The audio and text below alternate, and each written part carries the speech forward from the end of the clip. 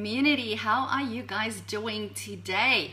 I hope you had an amazing weekend and you are ready for the new working week. So I've got a special live stream for all of you this morning, all to be revealed within the next couple of minutes.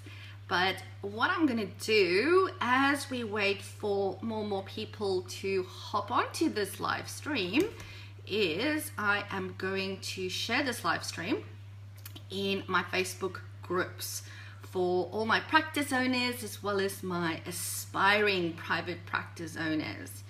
So I've just shared it in the How to Start a Private Practice group. Next up is my practice owners group. That one's done. Next up, we're going to go into our masterclass graduate group, and as you can see, I've got quite a number of Facebook groups.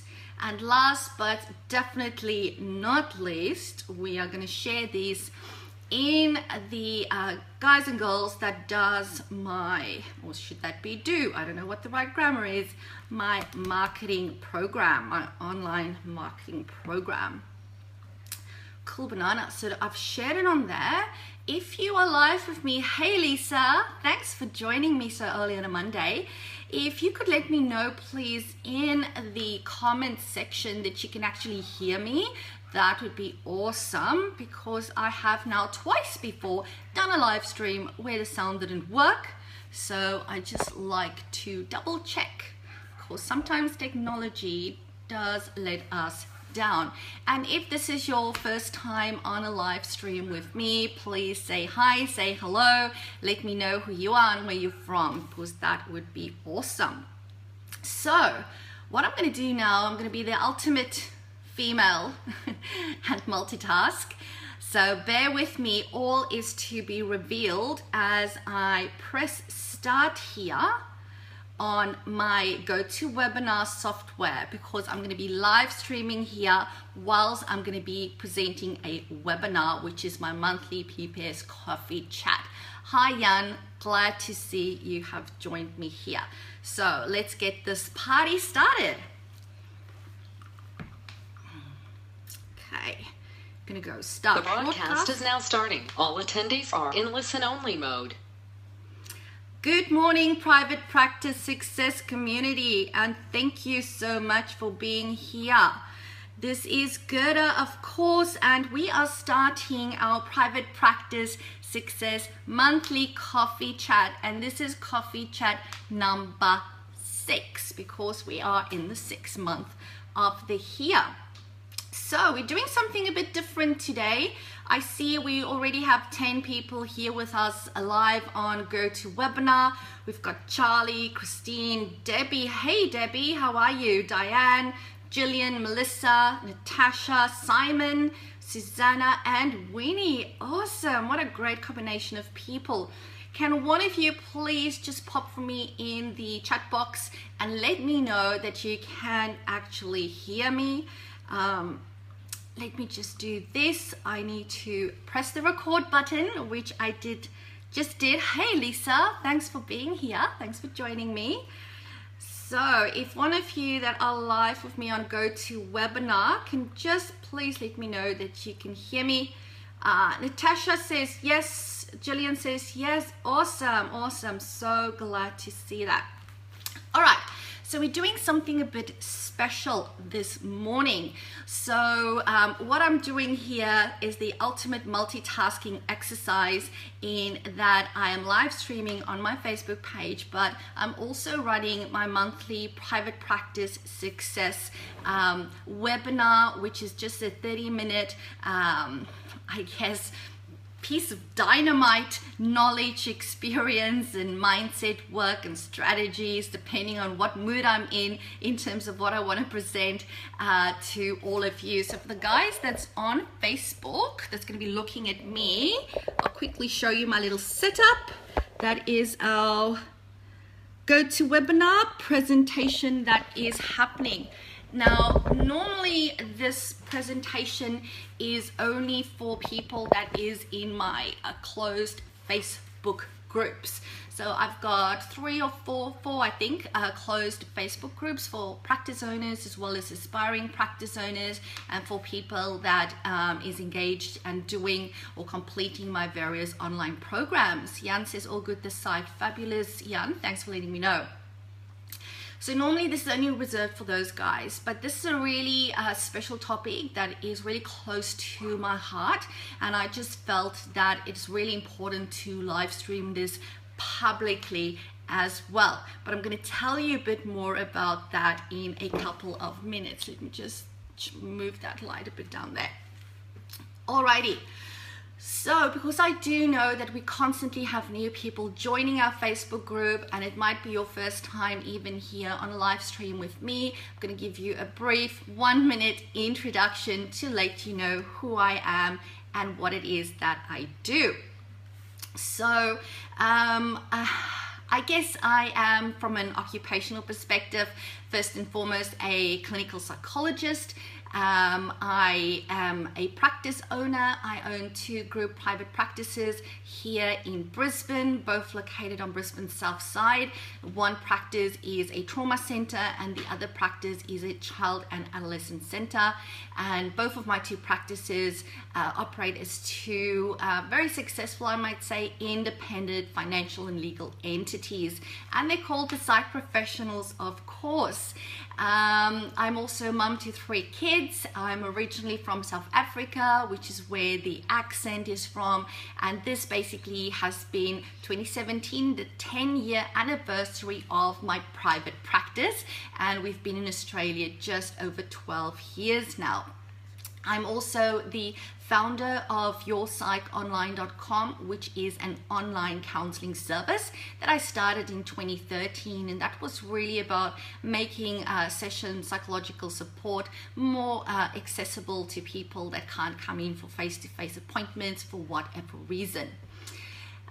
These days, of course, I don't work in the private practice anymore. I'm very fortunate to have an amazing principal psychologist, Frankie, that runs it for me, and no, you can't headhunt her, it's not allowed. And of course, what I do these days is I run my private practice success workshops and online programs. So that is me in a nutshell. So if this is your first PPS coffee chat with us, this is how it works. I basically give you 20 minutes of content followed by 10 minutes of Q&A. So as I go through the content and you think of a question, please pop it in the question box for those of you that are on GoToWebinar. For today, for those of you that are here with me live on Facebook, just pop it into the comment box and I will look through those as well. Hey Monique, thanks for joining me there on Facebook. Awesome. All right. So what is today's topic about? So the guys looking at the slides on GoToWebinar is probably going, Gerda, you have forgotten to put a picture or content in them. So what I'm going to do, I'm going to quickly show the guys that's on Facebook. It's not very professional. You'll see there is actually a blank slide. It's just a blank purple slide that says today's topic. And for me, that is really indicative of the lack of conversation that is out there in our industry and just in the community in general on this topic. So if you're a Facebook lover and a social media lover like I am for both personal and professional purposes, and especially if you are an allied health professional, I'm sure of the last couple of weeks, hey Daniel, thanks for joining. Last couple of weeks and actually months, there has been a lot of articles on social media highlighting suicide in the medical profession. You know, doctors struggling with mental health issues, really being reluctant to reach out for help and support because, you know, a lot of times out of fear for that stigma, out of fear that they might not be able to practice, out of fear that they will be reported to our registration body, all that type of stuff. And as a result of that, they don't seek the help that they need. And, you know, unfortunately, it has been resulting in suicide, which is really, really sad, very sad occurrence. And, you know, stuff has been in the media around medical doctors, but I think this is also very, very relevant for us as psychologists. You know, this is a topic relevant for me as a clinical psychologist, as a practice owner, and just as a human being, in terms of knowing that there are people out there that does this amazing work of helping other people to cope, to, you know, improve their lives, to get meaning and purpose.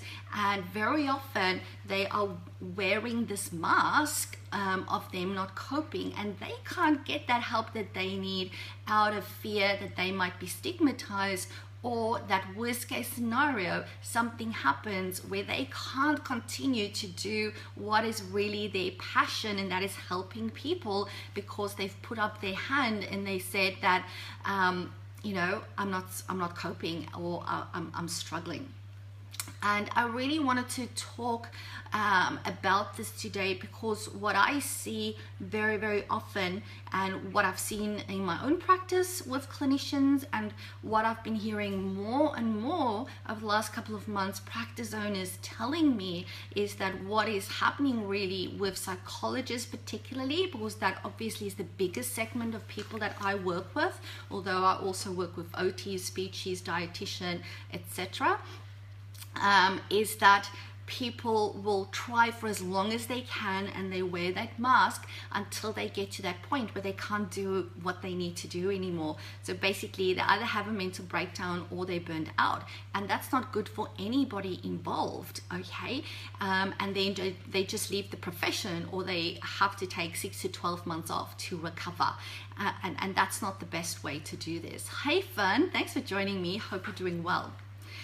All right, so that's a bit of an introduction on today's topic. It's also why I've decided to open up today's Private Practice Success Coffee Chat to the general public here on my live stream, so that more people can actually engage with me in this conversation.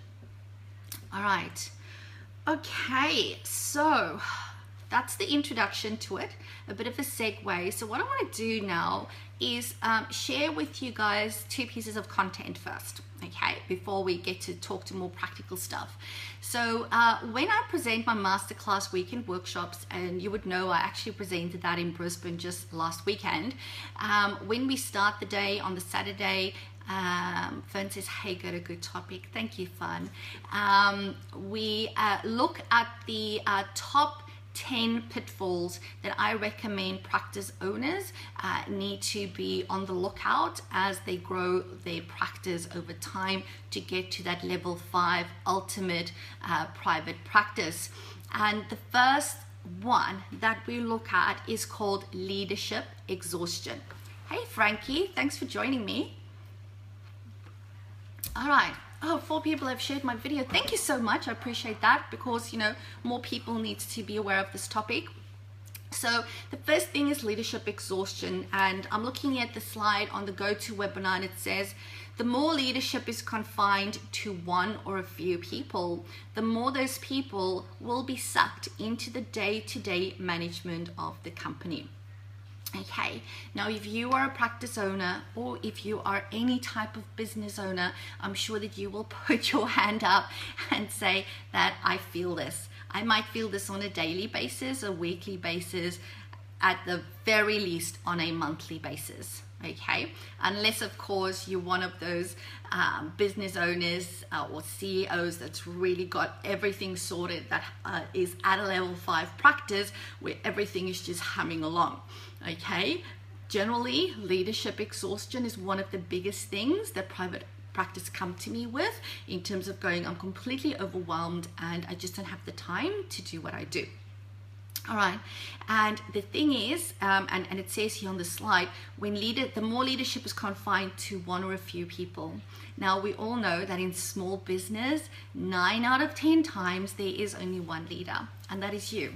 All right, some of us might have partners, business partners, which might mean that there's two of you. In really extreme circumstances, there might be more than two business partners, but generally in a small business, there's one. It's you, okay? And when there's work that needs to be done and nobody else can do it, it's you. When people are away or on leave or sick and there's work that needs to be done, it's you. It's the practice owner. So leadership exhaustion is very, very real. Okay, now the second slide that we're looking on here on GoToWebinar is called troop exhaustion. So who's your troops? That's your team. It's the people that works for you. And as a private practice owner, that can be your clinicians as well as your admin team. So I'm going to read for you what the GoToWebinar slide says here. It says, when the workload is growing quickly, you sometimes don't have the time to add qualified staff, and the work is piled onto the troops you have on hand. Okay? Now, I'm sure that the practice owners that in my private practice success groups don't do this, because I teach to really hire long in advance. But I can tell you that I have spoken to many, many clinicians that have told me horror stories about what they have gone through in terms of, being contracted or employed to maybe see 6 clients, and halfway through the day, all of a sudden there's 8 clients or even 10 clients. Okay, and I understand to some extent that the practice owner wants to help those clients, ASAP, but unfortunately it impacts on the mental health of their clinician. And we need to be in balance here, and that really comes back to bad management by that practice owner. That's the truth. We need to acknowledge that. That's bad management. If you cannot, if you're not hiring or recruiting long in advance enough to ensure that your troops don't get exhausted. Because if they can't do the work, you're not going to have a business, all right? And you need to acknowledge and be aware of that. Okay, so next slide. Last part of our content or background information. And I've got a lovely slide on here that is just entitled Pre-Existing Conditions. And there's a big photo on it. And it is a girl on a tightrope, and she's carrying on her back a humongous elephant. Now, I'm sure you won't believe me. Let me show you. All right, so that is what it's looking like. I hope you can see well. Okay. All right. So what does that mean? It means that sometimes team comes into our practice or into our business with pre-existing conditions. Okay. It's that elephant that they're carrying on their back. And when I say team, again, that can be your reception team, your admin team, and it can be your clinicians. And, a lot of times people don't tell us about that stuff that they're carrying on their back, whether that is, being burnt out from a previous job, whether that is having a diagnosed mental health condition, because yes, allied health providers also suffer from mental health conditions, whether that is actually being in a domestic violence situation right now at this moment. They bring stuff into your practice and into the workplace. Why? Because they're human, okay? And shit happens and they have issues. We all have it. And you can't discriminate against people as a result of that. And as allied health professionals, we want to help people. All right, we want to help people, and we know that having a job, having a career gives people purpose and gives them meaning. So it's really important that they are allowed to engage in the work environment.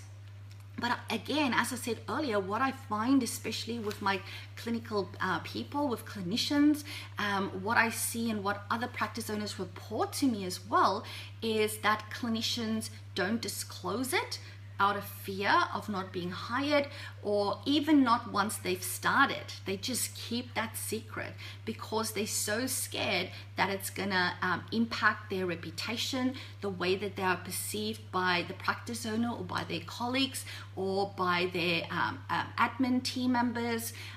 They're so scared that we're gonna lose trust in their confidence and ability to do the work, which is such a pity. All right. So there is a lot of stuff that people can do, of course, to look after themselves.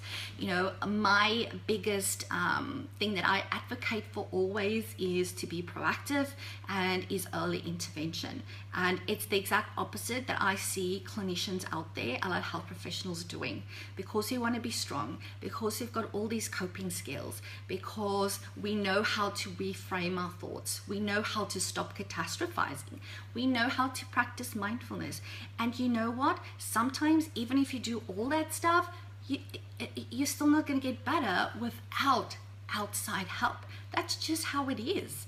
Okay, it doesn't mean that you're a failure as a psychologist or as an OT or as a speechy. It just means that you need help, outside help, and that you are human. So my encouragement really for people is to go and see your own psychologist. All right, and I've just brought up a slide here on GoToWebinar that is entitled Real and Essential Self-Care, with a little picture of somebody seeing a psychologist, just a cartoon picture. You know, people would often tell me, but you know, I'm engaging in self-care, I'm taking time off, you know, I'm doing my exercise, blah, blah, blah, you know, awesome. And you have to do that. But let's be real here. Self-care is really a maintenance activity. Now, you might disagree with me here, but self-care is not going to fix a mental health condition, okay? It's not going to fix your relationship problems. Yes, it's going to level you up and you're going to cope better with it, but it's not the solution to all the stuff that's happening, all right? Self-care is really important, that once you've worked through all the shit and everything that's out there, that's going to help you maintain it. All right, that's why self-care is really, really important.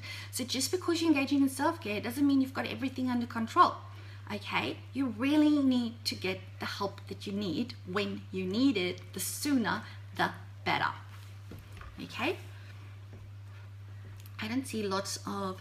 Jillian said the sound dropped, Gerda. Anyone else? Please let me know if there's no sound.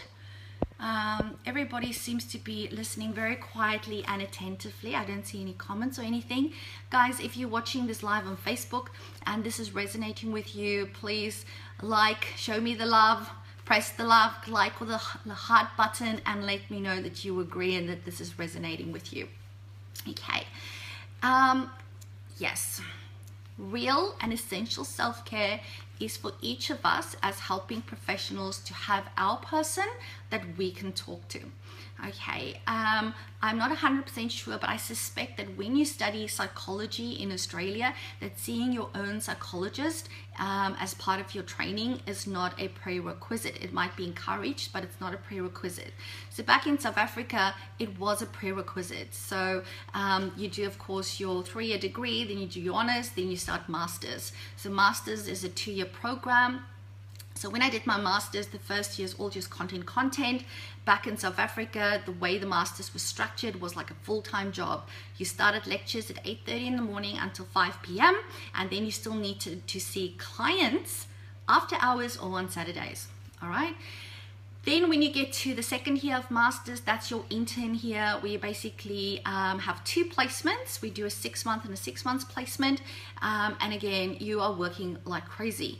And for us, it was a prerequisite that when you started your intern here, that you go and see your own psychologist. And guess what, guys? It's the best thing I could ever have done. The best thing. What I will tell you here is that I was so scared walking in there. All right, so scared. I haven't felt that nervous for any exams even during my master's, because exams didn't ever really rattle me. I actually like doing exams because I'm a bit of an academic nerd. I was so scared going in there, and you know, because I thought this guy, and it was the male psych, is going to see right through me. Okay, he's going to see right through me, that I'm not as good as I think I am in terms of what I do. He's going to pick up on all my stuff, and I don't like that, because it was all nicely, you know, packaged away so that I could cope with all the stress of being married, having a 9-month-old daughter when I started my master's, and having to get through that here, and still having the drive and wanting to be the best in my class, which I will. And I don't think that's bragging to say it. It's just part of who I am. And I went in, and I clearly remember sitting down And I was thinking, geez, he's sitting very far away from me. You know, when you're doing, when you see clients in your master's university clinic, it's very small offices, you're very close to your client. So it was very different walking into this huge consulting room, and it felt like he was like 3 meters away from me. And we started talking, and you know, my plan was just to keep it all nice together, and he's going to be so impressed with me that I'm this psychology student that's going to be so awesome once I graduate and I've got all my shit together. You know what, within 10 minutes I was crying my eyes out. Within 10 minutes that day, I first of all gained the utmost respect for clients walking through our practice doors for the very first time. I know how hard it is. I know, which is why I understand no-shows for session 1. It's why I have specific strategies at my practice that I teach at the masterclass for how to manage that and support clients through it. That day, I gained utmost respect for person-centered therapy. Okay, because that's the type of therapy this guy did, and within 10 minutes he had broken down all my walls. It was like one of those disaster movies, you know, where there's like an earthquake and there's this big dam, you know, with the wall, and all of a sudden there's these little stones that go out, and the next minute it just all goes. Well, that was me within 10 minutes. Okay, which is why I'm always harping on with my, you know, my clinical registrars when I supervise them on the importance of your micro counseling skills in terms of which allows you, of course, to engage clients and build rapport during that first session. It's the best thing I could have done because I thought I had it all together, but I didn't. Okay, and it made me realize, you know, things that weren't okay in my relationship because it was so much stress on me and my husband because he worked full-time, he worked shifts, he's an electrician, you know, struggling with a little toddler and, you know, master's pressure and all that stuff. And it was the best thing I could have done. So I'd really encourage you, if you haven't taken that step, to do that for you. You know, for me now these days, I don't see a psychologist, but I've got a supervisor that I see, but I've specifically selected somebody that is happy to help me with clients when I need it, happy to talk to me about my business when I need it, and happy to be my psychologist if I need it, because I'm too busy. I can't see 3 people for 3 different things. Okay, so I chose really well.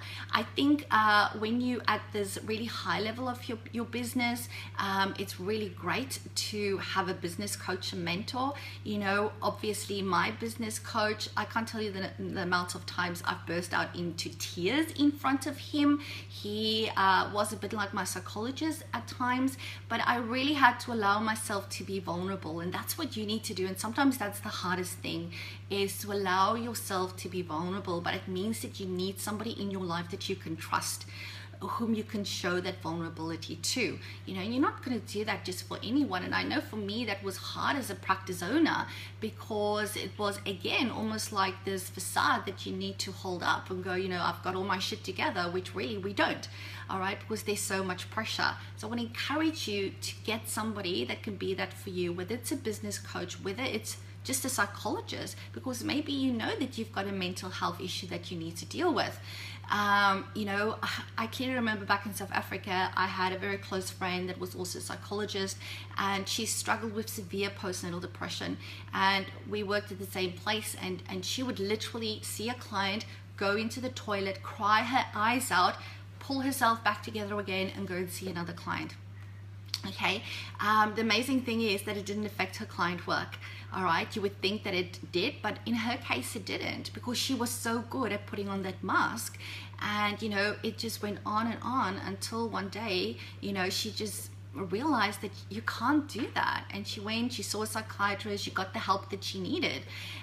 So, you know, if you're more comfortable seeing a psychiatrist, that's cool too, if you don't want to see a psychologist. I also want you to be very mindful of your clinician team, you know, really letting them know that it's okay if they're struggling to tell you, that you're not going to be punitive, you're not going to hold it against them, you're not going to judge them, but you are there to help them.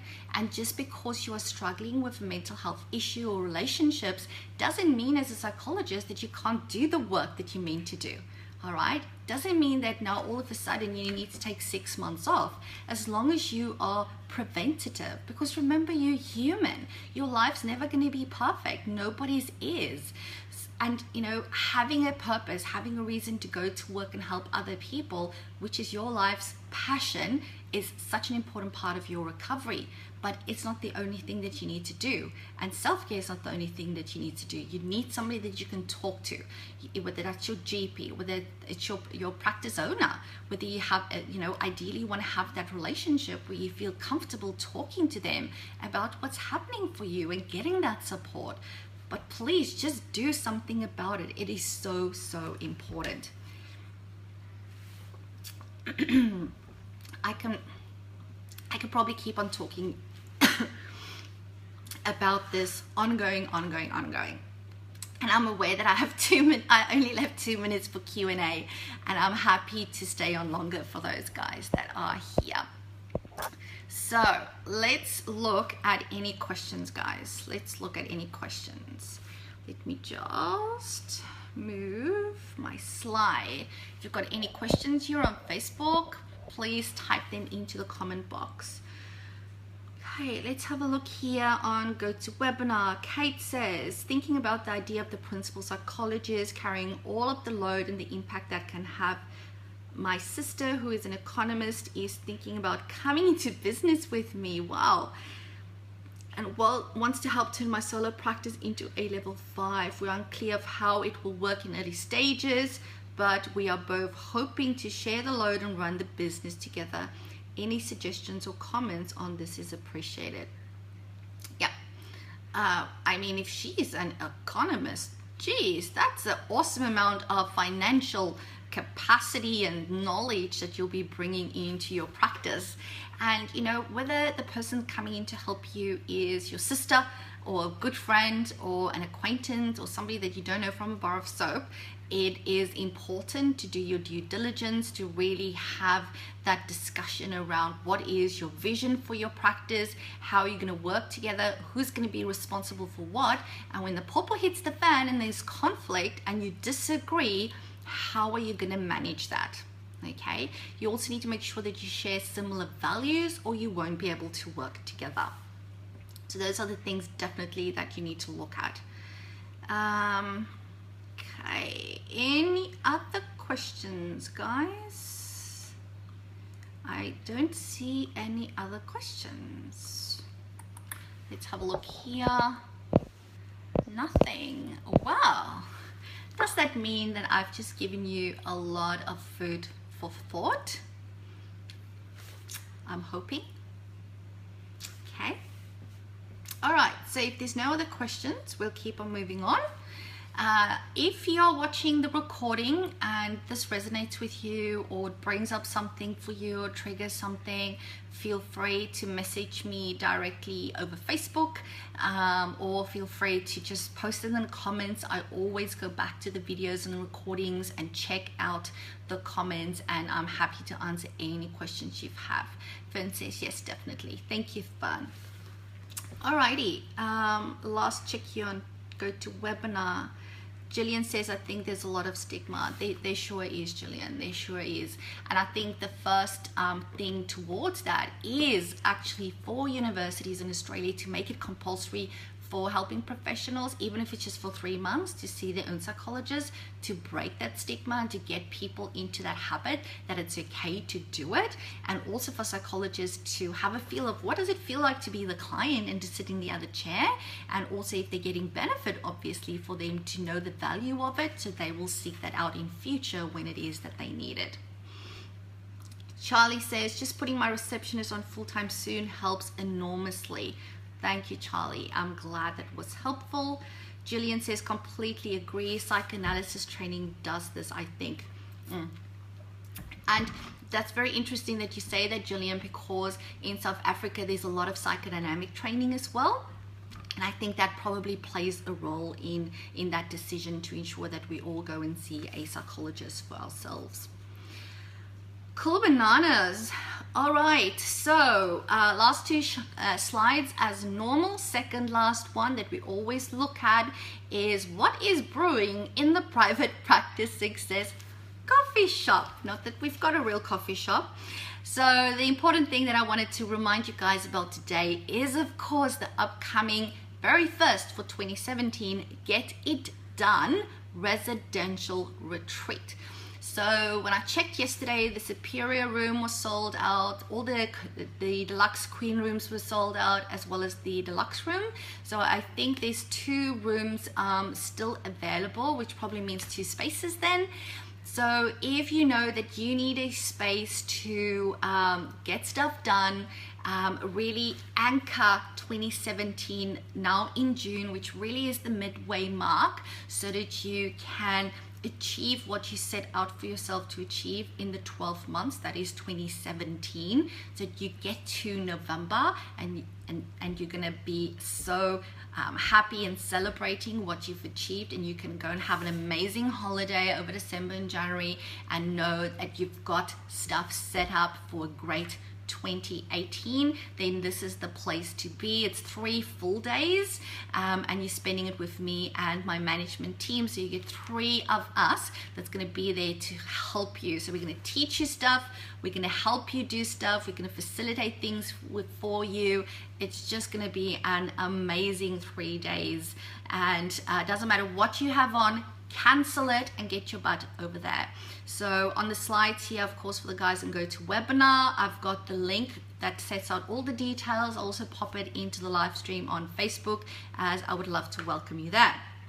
So last slide for today, our parting words. And this is a lovely little picture that I have here on my GoToWebinar slide, and I'm going to read it for you guys that's here with me on Facebook. You can never cross the ocean until you have courage to lose sight of the shore. Okay, I'm going to say that again. You can never cross the ocean until you have the courage to lose sight of the shore. Now, I really get this quote because I'm very scared to go on a boat and not see the shoreline. But this is what we need to do every day as private practice success owners. And sometimes you need to encourage your team to do this.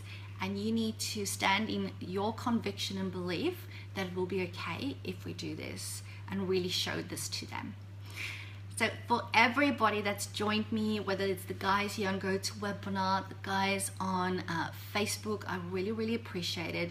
Please continue having this conversation, whether it's here on social media, whether it is at your next team meeting, whether it is at your next peer supervision with peers and colleagues and friends. Let's start talking about it and, you know, break that isolation and break that stigma.